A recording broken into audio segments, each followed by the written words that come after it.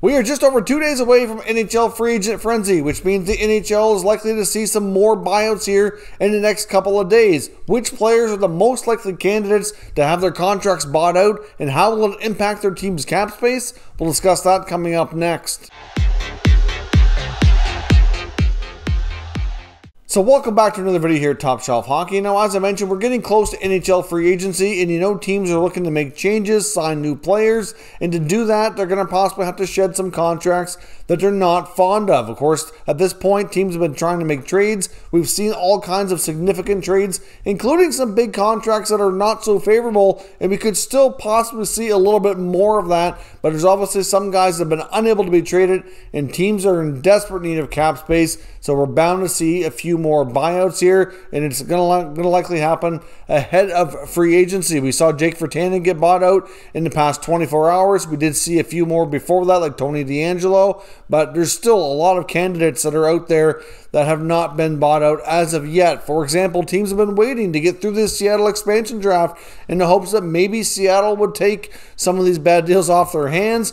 And of course, they've been trying to make trades as well, because that's obviously the preferred way to go rather than have to do a buyout. But looking at the top candidates that are remaining, for example, there's a couple in Edmonton. We're bound to see at least one, maybe both, but really probably just one. It just kind of depends on what Ken Holland can figure out. But goaltender Mikko Koskinen and James Neal could both be buyout candidates, there's no doubt. Koskinen will come a little bit cheaper because he only has 1 year left on his contract. By buying out the Koskinen contract, the Oilers would actually save $3 million in cap space for the coming season, but of course they would have dead cap space the year after of 1.5. So, big savings immediately, a small hit the year after. It's likely a situation we're going to see. They don't really feel like they can trust Koskinen between the pipes anymore. They signed Mike Smith to a 2-year contract, and they're out looking for another goalie to partner with Smith, and Koskinen appears to be basically done in Edmonton from what we're hearing. So a Koskinen buyout is very likely. Now, when it comes to James Neal,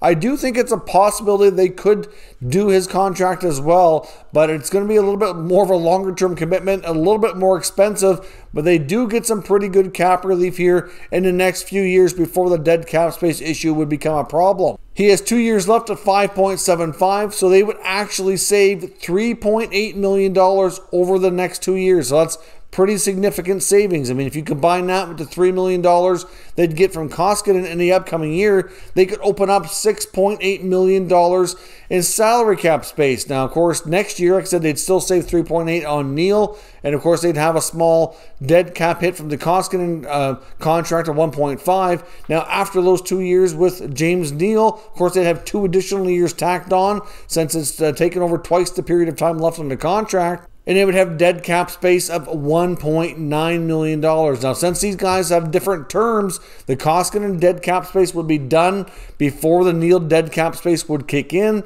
And hopefully in year 3 and 4 of that, we'd see at least some small salary cap increases, even if they're not significant. It might only be $1 million per year or something small like that, but it would all help offset that dead cap hit. So I wouldn't completely rule out the Edmonton Oilers maybe doing both of these deals. We know they've been trying to make some upgrades. They've already acquired some players, and they could certainly use the extra space, there's no doubt. So we'll see what happens. Obviously the Neal hit is a little bit more of a longer term commitment, and ownership might be a little less likely to approve that one, but we'll see what they do here in the coming days. Another player that's very likely to get bought out would be Louis Erickson with Arizona now, not Vancouver. It feels funny to say that after all those years of that bad contract being in the Canucks organization, but he's got $6 million for a cap hit. He's got 1 year left. They would only get a $2 million savings, but still at this point, the Coyotes have been taking on a lot of bad deals in an effort to recoup picks and prospects as incentives for doing so.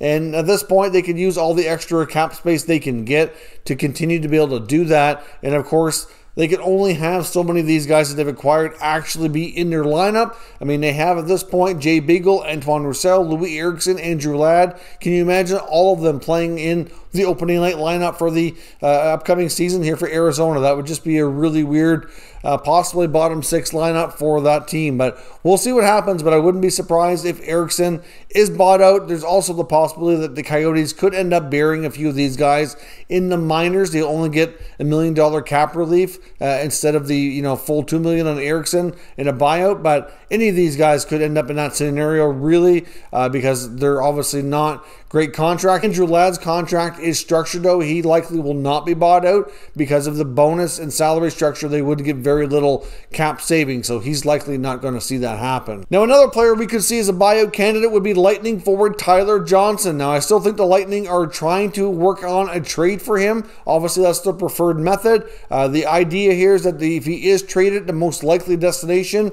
would be Seattle. I wouldn't completely rule out maybe a team like the Red Wings either, but the Kraken are the most likely team who could take him on, and I think the only way they would do that is if the Lightning want to throw in an extra piece or two to make it worth their while. Maybe they say, we'll take Johnson, but give us Andre Palat as well, give us Matthew Joseph, give us Cal Foote, give us another significant player that we like a little bit better than Johnson at this point. Maybe you have to give up some draft picks too. Like, it's hard to say what the package would include, but I mean, he has 3 years left at $5 million. So if they can't strike a deal with the Kraken, possibly the Red Wings, and a buyout certainly is possible. And to be honest, even though it's a long-term commitment, they'd have 3 years left in his contract, become 6 for part of their salary cap space over 6 years.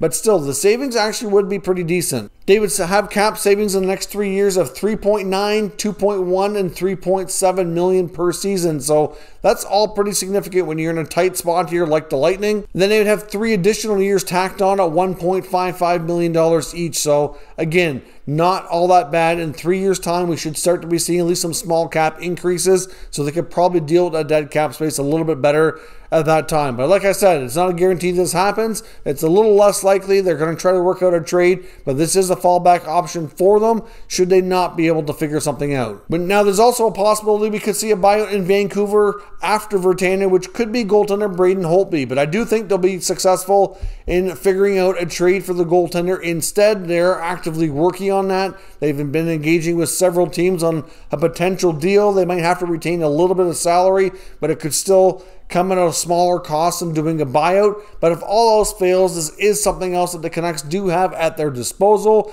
The Jake Virtanen buyout, even though that one already happened, is something that's really going to have very minimal impact on the cap. They're going to get all but $50,000 of his cap hit back available to them this coming season, and next year they only have a $500K hit, so it's pretty small. Now, in the case of Braden Holtby, he's making $4.3 million, and they would actually open up 3.8 of that in cap space if they conducted a buyout. They would get a very significant chunk back while having dead cap space of 1.9 the year after that. So the 1.9 2 years from now would kind of hurt, but obviously getting that 3.8 back now would be nice as well. But even if they end up working out a trade though and retaining, I don't know, maybe like $1 million or 1.1, 1.2 or something to that effect, that would probably still be better longer term than this. So we'll see what happens, but it is another option that Benning has available if he can't find a trade. And we could see another goaltender with a significant buyout, and that's Martin Jones in San Jose.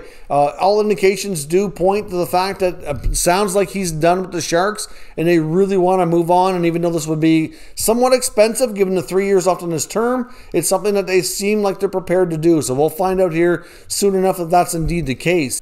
But he has 3 years left at $5.75 billion, so they're going to be tied to this if they do this for 6 years total. But they would have instant cap savings for the coming year, 3.8, followed by a savings of 3.3 and then 2.8. So the next 3 years, they would save a fair bit of money on the cap, which would be really beneficial. Then they would have 3 years of dead cap space of 1.6 per year. So that would hurt. But like I said about these other contracts, I think there's a better chance we're going to see it happen, because 3 to 4 years down the road when the dead cap space kicks in, the cap should be starting to go up by that point, which will help offset it. And in the interim, in a few years leading up to that, they get some savings. So to me, I think we're going to see some of these deals get bought out, even though there's more term left on it and it's not something you'd normally see. But we're not in normal times here. After going through a pandemic, the whole landscape of the NHL, financially speaking, has changed quite a bit. Another candidate is defenseman Olli Maatta with the Los Angeles Kings. Of course, with what they have going on there, he doesn't really seem to fit with their future plans. He's down to 1 year on his contract as well, so it's not going to be a significant cost to the Kings if they go down this road.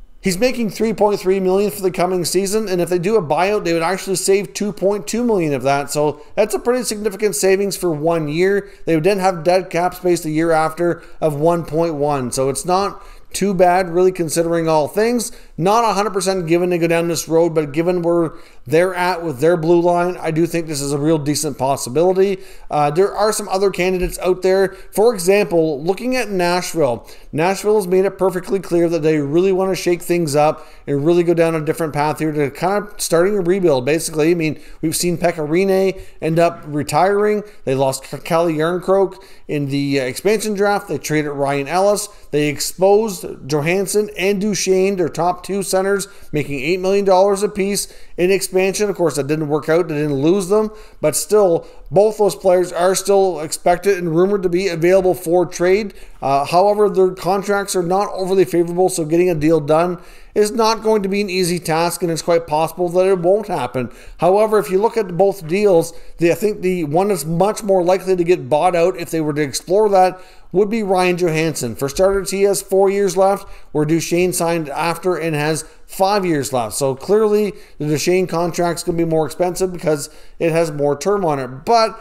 Johansson doesn't have all those bonuses built in, where it's just straight salary. So the contract is a lot easier to buy out. Matt Duchene has a lot of bonuses built into it and ends up being a lot more expensive longer term. But if they do a buyout on Ryan Johansson, that is going to be tied to their salary cap for 8 long years, which is not overly pleasant. But again, like I said with the other guys with more term, in 4 years' time, when the regular contract would be expiring, the cap should be gone up by then. It will continue to go up, hopefully like it normally did before, a bit each year. So years 5, 6, 7, 8 would be a lot easier for them to handle. They would actually save $5.3 million per year on their cap for the next 4 years.